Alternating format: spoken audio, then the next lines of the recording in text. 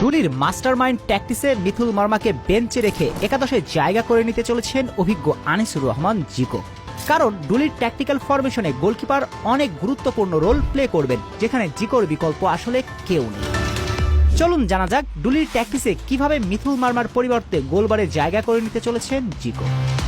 ডুলি দায়িত্ব নিয়ে টিম ম্যানেজমেন্টকে করা বার্তা দিয়েছিলেন তার দলে অভিজ্ঞ গোলকিপার চাই, কারণ ডুলির প্রেসিং ফুটবল ট্যাকটিসে গোলকিপার সুইপার কিপারের রোল প্লে করে। ডুলির দল যখন প্রেসিং ফুটবল খেলে তখন ডিফেন্স লাইন অনেক উপরে উঠে যাবে, এর ফলে ডিফেন্ডারদের পিছনে এবং গোলপোস্টের সামনে বিশাল ফাঁকা জায়গা তৈরি হয়।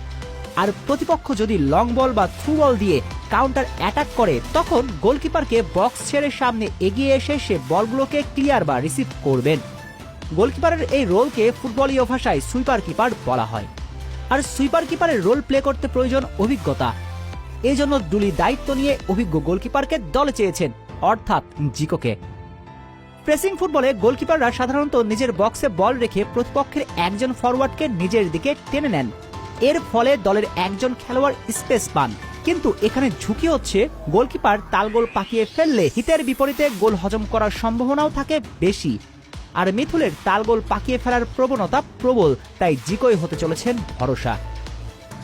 প্রতিপক্ষ যখন প্রেসিং ফুটবলের বিপক্ষে man to man counter pressing শুরু করে তখন গোলকিপার থাকে ফাঁকা জায়গায়, তাই স্পেস বের করার জন্য ডিফেন্ডাররা গোলকিপারের সঙ্গে পাসিং ফুটবল শুরু করেন। আর জিকোর পাসিং অ্যাকুরেসি মিথুলের চেয়ে ফার বেটার, তাই জিকোই হতে চলেছেন ডুলির 1 নম্বর।